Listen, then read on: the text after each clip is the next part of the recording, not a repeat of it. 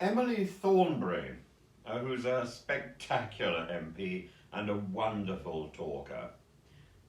She's just been on the television saying how most people want a general election now. Well, I'm afraid that's unlikely to happen. I did a little video yesterday, a little song about having a general election, and that the leadership election that the Conservatives were engineering was no longer an election. And it's all true. It's all absolutely true.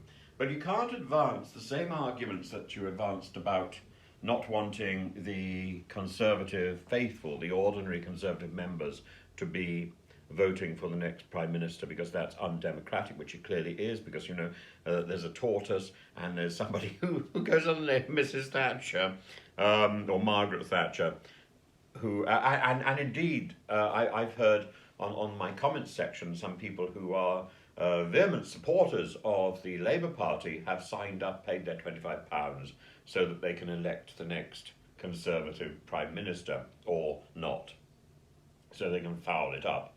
Well, good for them, good for them. It needs to be called out that this is undemocratic, but it is not necessarily undemocratic for the parliamentary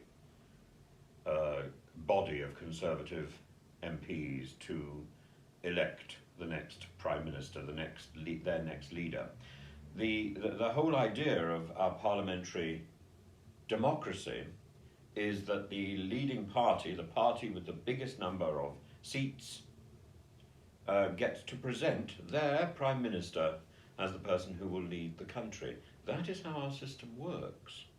So Emily Thornberry is slightly, she knows she's being fakely disingenuous there, but as for disingenuity, on a day when Nadine Dorries is finally outed as a liar by the DCMS committee, the same committee that she was sort of representing, and that they are going to take her case and put it before the Privileges Committee.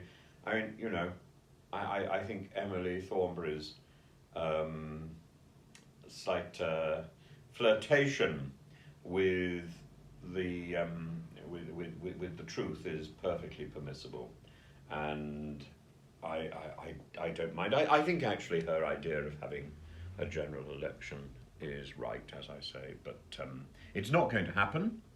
It's not going to happen, and so I think we as a country should get behind our new Prime Minister, and I hope that will be Rishi Sunak, and I hope that will make a firm case in favour of our being a very inclusive and very open society, and it sends a message, I hope, to other countries, particularly to countries like Putin's Russia, that we overlook. We overlook people's backgrounds, and I don't think we overlook indiscretion. So yes, Rishi was tarred with association with Boris. How could he not be? But I think he brings to the table so much more than anybody else at this moment.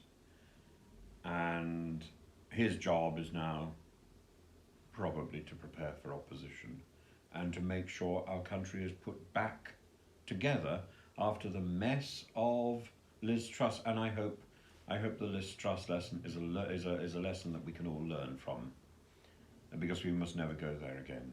Never again. Never must we allow some twit to govern us.